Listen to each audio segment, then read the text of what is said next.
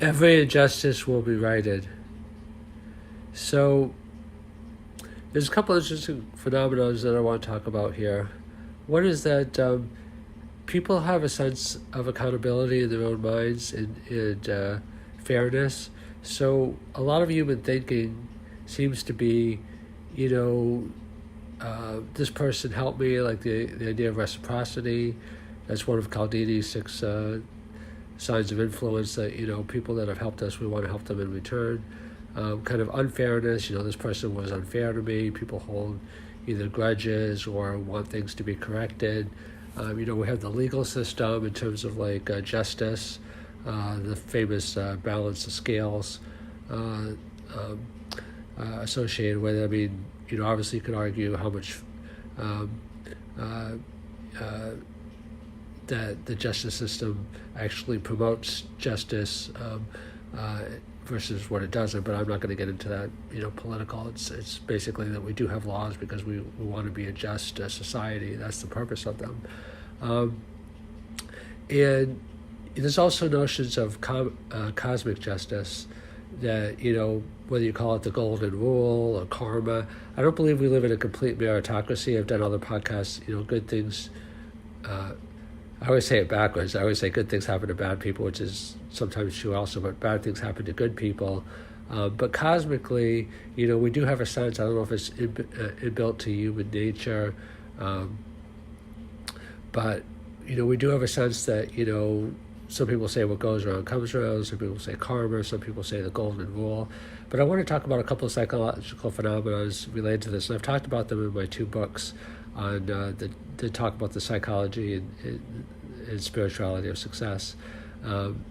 So one is that we have kind of a spiritual energy that permeates our mind and our hearts that radiates towards justice. And so, we always think about the people in our lives and about how they helped us or how they neglected to help us, or, perhaps even we feel hurt us. And we want to kind of balance those scales. Like even people that have been deceased, we can have either positive or negative feelings towards them. We can feel like, love and closer to them, and appreciative, or we can feel, distant or hurt or resentful.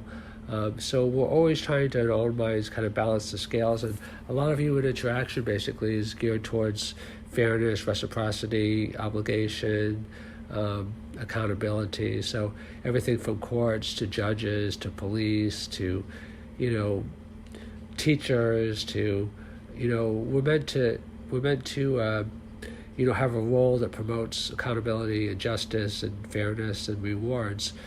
So teachers teach, police, judges judge. It's just the function of the role that we're in, that we're supposed to kind of make things equitable and more towards fairness, of what we're supposed to do. Now, another phenomenon I talk about in the book is called the top half manages down and the bottom half manages up. So everybody is accountable. So like if you're president of the United States or U.S. Senator or something like that, you have a lot of people scrutinizing you, and they're going to write blogs about you and articles about you. CNN's going to write about you, analyze what you do. That's accountability for people that are more in the public eye. And I don't really believe in the dimension of top versus bottom. I just call it that because I don't know better words for it. If you do, please let me know. But because we all go through life, we all kind of start at the bottom, so to speak. Like some people maybe are born with a silver spoon or a trust fund, but generally in life you have to work your way up, both in a job and in relationships and in life, a career and industry. So the people that are that have achieved a lot, relatively speaking, in their career or whatever, they get scrutinized by the masses, so that holds them accountable. So if they do something wrong or perceived wrong, even in sports, we have ESPN, it's all commentary about what people are doing. This athlete, is not improving. This athlete is hurting their team. This athlete, deserves more money, whatever. So, and then the other way, so, people that are just working their way up and haven't made it as far, they have more accountability for bosses. I mean, we all have bosses. Everybody has a boss. I mean, even the President of the United States has a boss of the American people in the Congress or whatever. But or the Supreme Court, or however you want to think about it, because there's not only checks and balances in government, but there's checks and balances in life. So, maybe you're starting out just working for minimum wage. You don't have as much control over your schedule or what you can do. I mean, you can't just show up at 9:30. You're scheduled at 9. You have to be there at 9. You get a 15-minute break or whatever. So it's highly regimented. So that's a high degree of accountability. So that's why I say the top half manages down, like employers manage employees. But in the same sense, employees also monitor and hold accountable employers, because we have labor unions, we have HR departments, we have labor departments. So basically everybody is accountable to everybody, and I think that's pretty much a good thing, because it all keeps us hopefully on the straight and narrow, to try to avoid trouble and prosper. So another thing I'll say is that this mutual accountability is just increasing with technology. So with the internet, it used to be that you were just accountable to your village, like everybody knew you, and that's why this is lessening in villages, because people are traveling more and live in new places. So if you've lived in 10 different places, they don't know you as well as if everybody in the town lived there the whole life. So it used to be just like your village kept you accountable, because everybody knew each other. They knew your parents, they knew your grandparents. So everybody knew everything.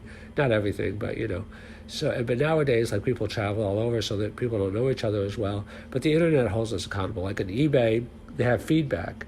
On Twitter, you can search a person's tweets forever. On Facebook, that lasts forever. So we have different accountability systems.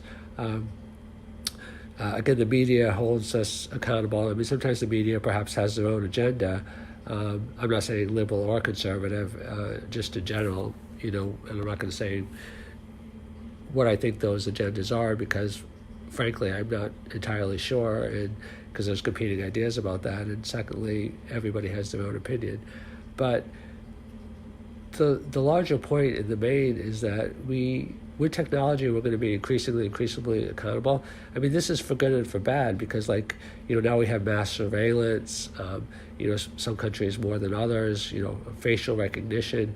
With the Internet of Things, we're going to have all the cars connected and sensors and smart homes. So the degree of accountability, some people call it also efficiency. That's one aspect of it. Yeah, things are much more efficient, productivity gains, but that also leads to job losses. But it leads to, more benefits. Like now we have Alexa and Siri and Google. Prior to that, you had to memorize everything in school. Now you just have to use Google. So there's always two sides to the coin. But the basic idea is that the title, is kind of a little bit of a play, because not every wrong is righted. But I think with all these things, like just built into human nature, spirituality, and technology, the level of accountability is probably higher than it's ever been.